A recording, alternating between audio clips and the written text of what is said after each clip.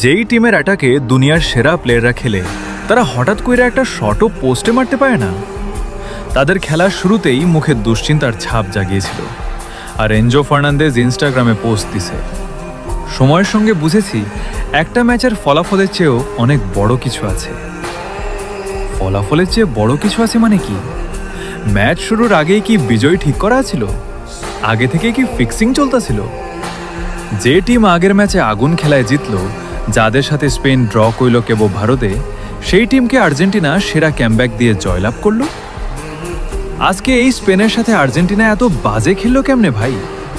Romero ট্রাম্পের সাথে হাতই মেলায় নাই। মাঠের ভেতরে ভেজাল, মাঠের বাইরেও ভেজাল। রেফারির অ্যাওয়ার্ড, আর রেফারি কি করলো? এনজোকে পরপর 2টা কার্ড দিয়া সোজা মাঠ থেকে বের করে দিল। বেঞ্চে লাউতারো, ইংল্যান্ডের বিপক্ষে যে লাউতারো সেরা পারফর্ম কইরা ম্যাচ জিতায় আনলো, ওরে বেঞ্চে বসায় রাখা হইছে, ওরে মাঠে নামায় নাই কেন? মেসির অ্যাওয়ার্ড চুরি।